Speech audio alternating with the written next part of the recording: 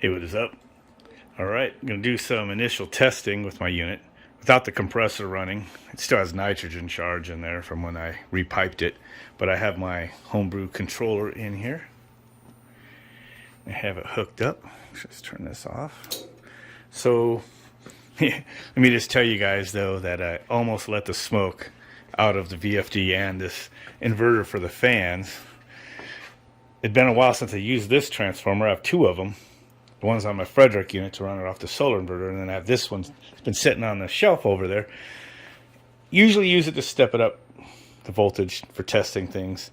Well, this one, I forgot that I rewired it inside for 460 volts, so I could just plug in 120 and out 460, and I think I was testing a 460 volt Motor Masters last. Those gems right here with 460 volt single phase motor, and that's the way I did it. So I forgot about that. I didn't even check it. And I turned it on. This all lit up. And then I could hear like a weird sound coming from the VFD. And I think it was the capacitors getting ready to give up the ghosts. Hopefully it didn't swell them or do anything. That was a really stupid thing to do. But anyway, just thinking of everything else I was doing and not that. So rewired it 230. Now, I could get 230 volt out of the twist locks over there, but that's way over there, and I'm using all the cords with the ends for the Frederick and the welder and things like that, so I didn't feel like hooking in those cords to borrow them or to go make another one, so just use this, plus it gives me this little circuit breaker here, and I just figured it'll trip real easy if I have a short, being on the 110 side. So 110, we're stepped up to 220. For a transformer, because normally my controller will be powered off the 24 volts in, thermostat power from the air handler in the attic.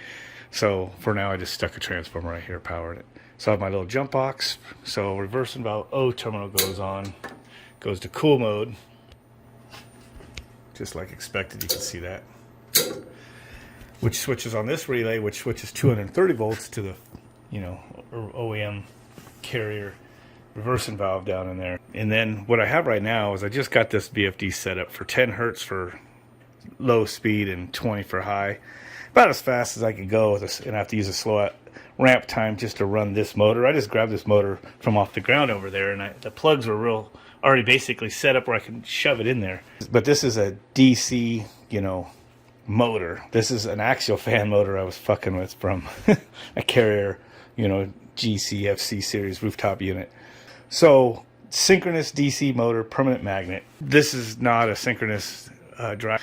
So we'll run that motor until it loses sync and then all hell breaks loose. So I could just run the motor to a certain speed. And I just stuck that motor on there just to watch something happen as I'm just going through the motions here. Have this on here just for the high pressure jumper. And if it's running and I open that, it'll go to a fault. This is my high pressure, low pressure switch, my little interface I made right there. But there's no refrigerant in it. Actually, there's nitrogen in it, huh? I guess I should be able to hook that up. So now that's all hooked up. Let's review of how all this works. So basically, this is my setup. 5 volt, 12 volt power supply coming off the 1294 volts AC inside. Goes to DC, some current limiting resistors in the regulators, and it powers this and powers the relay board. That's it. That's all that really runs. And the sensors. And I think I cracked this one sensor for my outdoor one because I plugged it in and unplugged it so many times, so there's something to fix. This is the revision of the circuit board I finally went with. I actually have another working one over here which has been powered up for many days and was running until I just took my jump box off of it. That's a nice, real pretty looking one there. And then I have a couple other ones, my other versions, that work, but they're just a couple little glitches I didn't like how close some of these were. So it got too close on the landings for the pads for the headers and stuff like that, so I kind of revisioned it. So this is what I come up with. And this is the fan inverters. I'm using the OEM fans and inverter board for that. I added this VFD here to run the 3-phase scroll down there. I'm just duplicating what I did in my Lennox unit, except for I'm using these DC synchronous fans driven by this. So my pulse width modulation goes out here. It goes into a little, optical isolator, a couple resistor voltage dividers. It's taking the 15 volt supply out of this board to create the 0 to 6 volt basically DC voltage going in to tell what speed it should be. This black and red is high voltage DC that's coming off of the rectified section of the VFD, and it's just going through on my board I made yesterday. It's pretty cool. That just passes through, and that's what powers this. So high voltage to this. So yesterday, unfortunately, when I put 460, which rectified to be closer to 600 volts, it also fed into this board. Luckily, I didn't seem to swell any capacitors, so hopefully that means these capacitors are good. Everything seems to be working. So reversing valve switches this, like I showed you, the high voltage, then switches to the reversing valve.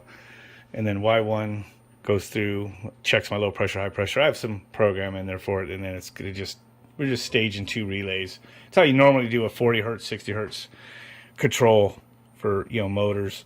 So that's my compressor will be 40 hertz for Y1, and it'll jump up to 60 on Y2, which is what I've been doing in the Linux. Right now we're just doing 10 and 20 just so this motor will run enough for testing, go through the motions, and not cause a trip. All the settings in here I set up for the compressor, the amps, winding resistance, everything. So nothing's going to match with this motor. So go ahead and go to Y1. And also I have the coil temperature set point set, you know, 1 degree below what this thermistor is. So it's almost right around where it's going to want to bring on the fans. And I can adjust that or heat up the thermistor here to bring the fans on. So there goes the VFD to 10 hertz. I'm going to try to bring home an axial fan assembly at some point if I ever get my hands on one. Oop, there goes, those motors are getting ready to run. They're rocking. And that's what they do, just like ECM motors, those will rock. I should have left the grill off so you could really see it. And there it goes. So it's starting to ramp up the duty cycle because it's going to try to correct the difference between the coil temperature, which is here, not on the coil right now, and the coil temperature set point, which I can adjust on the fly right here. So I think I have the limit at right there just to get it going, and it's drawing some amps, pretty high amps. So this thing is probably not matched up very well at all. And that will stop it. Yeah, so you can see fans should be way less than that. Yeah, there it goes, 0.9. We'll just run the fan here for a few minutes. So I have the max fan, so I could crank this is so I can on the fly adjust my max fan speed, because this fan's capable of running way faster than it has to given the capacity of the unit. And when it goes way up, it pulls like over 2 amps for those 2 fans. It's kind of ridiculous. It right now is a pretty decent speed as it is, and it's running 1 amp. Now it's going to increase. My amps are going to increase. 1.6, starting to level up at 1.7 amps. So that's my duty cycle is limited right there. It's almost 50% duty cycle. And then just like I said, it converts to a DC signal going into this right here after the optical isolator. So it's actually switching its own power back into its speed reference. And that's probably as fast as I'll ever have to run, because it's 2 fans, and this is only a 3-ton unit, and they're moving pretty good. Just so you can kind of get the idea. I'll turn it up a little more just so you guys can see this thing kind of go like a hurricane. And as I zoom in and stay back, it reads the display a little better. If I go close with it not cropped in, it just washes out. You know, if I go like this. That's not too bad right now. Sometimes it just looks like that and just all white. So it's pulling 2.4 amps right there. They're almost maxed out probably. So the fans move more CFM than needed. Now, when I put this all together, I'll have this mounted, the outdoor, you know, sensor, wherever it was. I think there's a holder for it, retainer. It is blasting. And this is my max fan set point. And basically, that'll just be the highest it could go. So once I get it in there, I'll kind of see where the diminishing return is, you know, for this thing, and get it set once it's already installed. And added that subroutine where it saves to the EEPROM. Now it's going to slowly reduce down the maximum, or at least it should. It takes a while to go down. But the subroutine basically looks at the difference between the sensor and the sensor set point. So if I set it for like 80 degrees, the liquid line has to get to 80 before it's going to want to correct that difference when it goes above 80. And it'll just kind of ramp the fan. I think the control worked pretty good once that's actually clamped to the refrigerant line, because you're going to get an actual reaction from the change in fan speed. As the fan speed ramps up, the liquid line will start dropping, and then this thing will start slowing down the fan, or holding in that little deadband zone if it kind of just stays right in that 1 degree or so range. If it starts warming up more, it'll keep increasing the output. I have a little bit of like pseudo PID. It's like as it sees the difference, it checks every couple seconds or so, and then if it sees like the differential is actually closed, I'll have it actually back off, so it doesn't like increase to the point where it just overshoots. So it's getting back down there. So I'm going to turn this off. Whenever it turns off, it goes to a shutdown sequence, which just ramps down the fan. There, once it hits 50, I would just drop it off. I might change that. So now I'm going to turn it back on just because I want the motor to start again off the VFD. 10 hertz. And then if I, and you see a fan, it's pretty short. Motor's turning pretty slow, so if I kick Y2, it should jump to 20. And then that motor does. So this is now configured. Actually, I can put all the panels back on now if I want to. It's configured for the compressor. The only thing I have to do is just change the two speed settings, 40 hertz and 60 hertz. And it's ready to do 2-speed control of that compressor. But I don't dare hook it up when there's nitrogen non-condensables inside the compressor. So that was just something I'd lay in on the ground. So this controller works. I gotta fix the little solder joint from outdoor fan. I know if I wiggle this, it messes up. I just you plug things and unplug them too many times on these things, and it'll actually start breaking the connections, especially the cheap copper cladding on the circuit boards I'm using from Amazon. This one here, oh, now that went on finally. Just did single-sided. Very simple circuit. It's got traces on the back side. So it's got pulse width modulation in, just right to the optical isolator. I have the resistor right here for the optical isolator, so I didn't have to put one there. That's the current limiting one for it. And it's just generating pulses and pulse width. The more pulse width, goes through 15 volts comes out of this, through a voltage divider, and then through a filter capacitor just to feed a steady 0 to 6 volt signal back into it. But it's probably more like 0 to 7, 7.5 or whatever, because two 10K resistors to voltage divide 15 volts, and then so it's probably maxing out the speed by the time I get to like 50% duty cycle, just by nature of how it's working. I still have control. It still works. Just might, if I don't go and change the resistors to lower the voltage divider, I just will lose a little bit of resolution. That is, it will change the speed more with less counts, on the duty cycle. But I don't think I even need to change it, because I think the speed control will be totally fine, because I've been able to manually just control this thing however way I want, so I'll drop this way down. So it's slowing down now. It's not even lifting that up, but it's actually moving a pretty decent amount of air if I stand in front of this. So I'll probably just, when I get this hooked up, which it's about ready for, all I have to do is stick that thermistor on a good spot on the liquid line back there. I gotta find out where I want to put it. It's be dual purpose to run the fan once the liquid line temperature gets up in cooling mode, and also for defrost in heating mode. Since if I put it in the right strategic location, it should be able to read that. I'll either do demand defrost like I was working on, or I might just do time and temperature.